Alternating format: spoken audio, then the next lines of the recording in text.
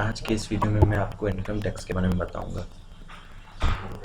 मैं बताने से पहले एक बात क्लियर कर देता हूं कि मैं किसी भी लॉ एक्ट के बारे में फुल डिटेल नहीं दूंगा। जो इम्पोर्टेंट सेक्शंस है सिर्फ उसी के बारे में मैं बताऊंगा आपको अपने वीडियोज़ में। आज हम इनकम टैक्स एक्ट 1961 की बात करेंगे। हम इनकम टैक्स एक्ट 1961 पढ़ रहे हैं और उसे ही अभी फॉलो कर रहे हैं हम लोग। तो सेक्शन 1, उसमें जो सेक्शन 1 है वो क्या कहता है। सेक्शन 1 में 3 पॉइंट्स कहे गए हैं। पहला पॉइंट है this is income tax act 1961, मतलब वो कहता है कि ये इनकम टैक्स एक्ट 1961 है। सेकंड पॉइंट ये कहा गया है कि this is applicable through out India including Jammu and Kashmir, ये पूरे इंडिया में लागू होगा जिसमें जम्मू एंड कश्मीर भी इंक्लूडेड है। थर्ड पॉइंट क्या कहा गया कि विथ इफेक्ट फ्रॉम 1/4/1962। आप सोच रहे होंगे कि ये एक्ट है 1961 का, लेकिन ये एप्लीकेबल 1/4/1962 में क्यों हो रहा है। आपको मैं इस बात को क्लियर कर देता हूँ। ऐसे बहुत से लोग इस बात को जानते होंगे, लेकिन मैं आपको इस बात को क्लियर भी कर देता हूँ। मान के चलो आपको ये 1961 में लागू हुआ इनकम टैक्स एक्ट, तो उस वक्त जब आप कमाओगे, यानी कि उस ईयर में 1/4/1961 से लेके 31/3/1962 तक में जो भी आप कमाओगे उसका टैक्स आप कब दोगे।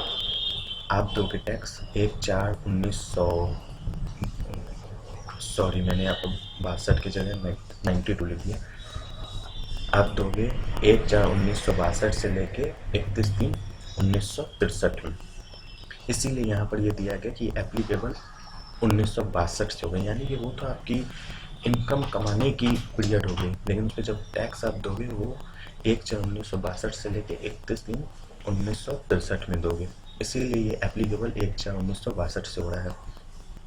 ठीक है, अब हम सेक्शन 2 की बात करेंगे। सेक्शन 2 पर्सन्स को डिफाइन करता है कि पर्सन कितने प्रकार के होते हैं। पर्सन 7 प्रकार के होते हैं। Individual, HUF, partnership firm, BOI, AOP जैसे body of individual, association of person कहते हैं। और 5th होता है कंपनी, 6th होता है लोकल अथॉरिटी और 7th होता है आर्टिफिशियल पर्सन। इंडिविजुअल क्या होता है, जितने भी हम लोग, मैं हूँ, आप हैं, सब इंडिविजुअल्स हैं। यानी कि सेक्शन 2 कहता है कि टैक्स कौन देगा, टैक्स पर्सन देगा। और पर्सन की यहाँ पर उसने टाइप्स बता दिए कि कितने टाइप के होते हैं और कौन कौन होते हैं। उसके बाद होता है एचयूएफ, हिंदू अनडिवाइडेड फैमिली, यानी कि एक परिवार में जब एक व्यक्ति कमाता है और पूरे परिवार का पालन पोषण करता है, जैसे हम कर्ता के नाम से जानते हैं, तो वो एचयूएफ के नाम से फाइल बनाता है।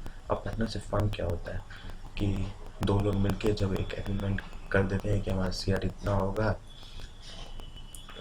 प्रॉफिट का और हम आपस में मिल के काम कर रहे हैं, तो पार्टनरशिप नाम फंड के नाम से फाइल बनवा देते हैं। Body of individual association person क्या होता है, जो लोग इस तरह का कोई एग्रीमेंट नहीं बनाते हैं, जस्ट लाइक काम करते हैं पार्टनरशिप का, लेकिन ओनली काम करते हैं, उसे रिटर्न में नहीं लेते हैं, तो वो ये होते हैं।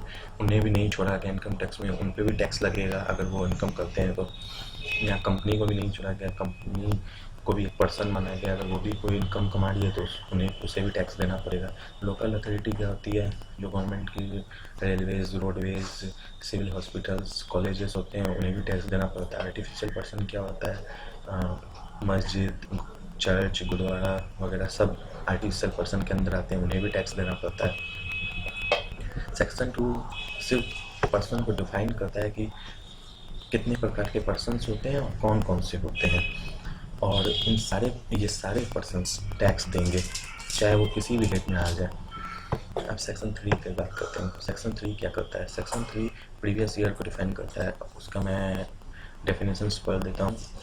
Previous years means the financial year which is immediately preceding of assessment year. मतलब क्या है मैं वो बता देता हूँ। आप एक एग्जाम्पल से समझ लो। मान के चलो कि अभी ये आपकी ईयर चल रही है 2017, तो आपकी फाइनेंशियल ईयर हो जाएगी 1/4/2017 से लेके 31/3/2018, जिससे हम प्रीवियस ईयर और फाइनेंशियल ईयर दोनों बोलते हैं। प्रीवियस ईयर का मतलब होता है गत वर्ष, फाइनेंशियल ईयर का मतलब होता है वित्तीय वर्ष। आप जो अपनी फाइनेंशियल ईयर या प्रीवियस ईयर में जो भी इनकम कमाओगे, जिस भी सोर्स से कमाओगे, उसे टैक्स आप दोगे जस्ट उसके बाद जो ईयर आती है, जिसे हम असेसमेंट ईयर के नाम से जानते हैं। यानी कि आपकी अगर प्रीवियस ईयर है 1/4/2017 से लेकर 31/3/2018, तो आपकी असेसमेंट ईयर होगी 1/4/2018 से लेकर 31/3/2019। यानी कि जो आप प्रीवियस ईयर में कमाओगे उसे आप टैक्स उस इनकम पर आप टैक्स असेसमेंट ईयर में दोगे। सेक्शन 3 यही डिफाइन करता है। अब सेक्शन 4 क्या डिफाइन करता है? सेक्शन 4 बताता है charges of income tax. Income tax किस पे चार्ज होगी, किस प्रकार की इनकम्स पे चार्ज होगी। अगर आप सैलरी से इनकम कमा रहे हो तो आपको वो भी इसमें आ जाएगी, उस पर भी आपको इनकम टैक्स देनी पड़ेगी। इनकम फ्रॉम हाउस प्रॉपर्टी, अगर आप हाउस प्रॉपर्टी से इनकम कमा रहे हो, किसी भी तरह की इनकम कमा रहे हो, किराए पे लगाया है या कुछ भी और भी करके इनकम कमा रहे हो, तो उस पर भी आपको टैक्स देनी पड़ेगी। अगर आप बिजनेस या प्रोफेशन से कमा रहे हो तो उस पर भी आपको टैक्स देनी पड़ेगी। वो सब भी मतलब इसमें कैलकुलेट होंगी। कैपिटल गेन यानी कि अगर आपने अपनी कोई कैपिटल गुड्स को बेच के कमाई है, जैसे कि मकान को बेचा है, उससे आपने कुछ प्रॉफिट्स कमाई है, तो उस पर भी आपको टैक्स देनी पड़ेगी। इनकम फ्रॉम अदर सोर्सेज, इसमें क्या आते हैं, जैसे कि आप मान के चलो आपको बैंक से इंटरेस्ट मिलते हैं, हॉर्स राइडिंग, जुआ, लॉटरी, या आपने कहीं से कोई गिफ्ट्स वगैरह जीती हैं, उन सब पे भी आप उन सब के थ्रू जो इनकम्स कमाते हैं उस पर भी टैक्स देनी पड़ेगी आपको, इनकम टैक्स। उसके बाद क्लबिंग ऑफ इनकम क्या होती है? क्लबिंग ऑफ इनकम ये होती है जैसे कि एक बंदा है, उसकी कई जगह से इनकम्स आ रही हैं, तो उसने क्या किया, अपने टैक्स बचाने के लिए उसकी जो इनकम है वो जो फ्री लिमिट है स्लैब में उससे बहुत ऊपर है, उसने अपनी टैक्स को कम करने के लिए, बचाने के लिए अपनी कुछ प्रॉपर्टीज़ जिससे उन्हें इनकम आ रही है उसे अपनी वाइफ या सन के नाम पे ट्रांसफ़र कर दिया है।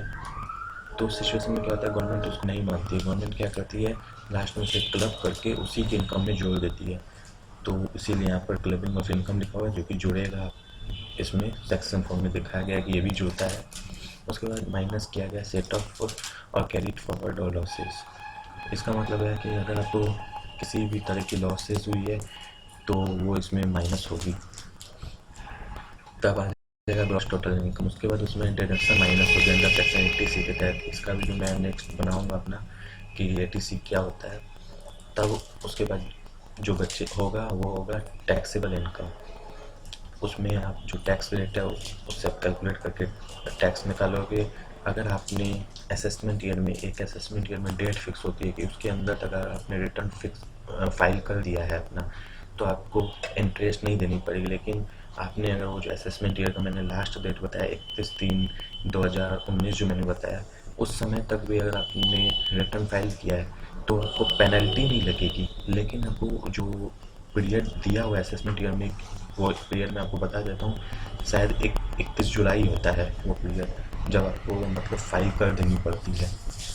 अगर आपने उससे लेट कर दिया तो उतने दिन की आपको इंटरेस्ट लग जाएगी। लेकिन अगर आपने असेसमेंट ईयर की जो लास्ट डेट है यानी कि 31/3/2019, जो कि मैंने आपको पीछे भी समझाया, उस तक भी आपने अपनी रिटर्न नहीं फाइल की, उस डेट तक भी, तो आपको पेनल्टी देनी पड़ती है। ये सब जब कैलकुलेट हो जाता है तो टोटल लायबिलिटी आ जाती है कि आपको कितनी पेड करनी है, सारी चीज़ें कैलकुलेट करने के बाद। यहाँ पर ये लिखा हुआ है the way of calculation is not defined here, the way is defined here. यहाँ पर कैलकुलेशन का तरीका नहीं बताया गया, क्या वे होगा, मतलब किस किस प्रकार की इनकम्स पे टैक्स देनी होगी, यहाँ ये बताया गया है। ये नहीं बताया गया कि आप उसे कैलकुलेट कैसे करोगे। अगर आपको मेरा वीडियो पसंद आया है तो प्लीज़ मेरे चैनल को सब्सक्राइब कीजिए, वीडियो को लाइक कीजिए और उसे शेयर भी कीजिए। Thank you friends.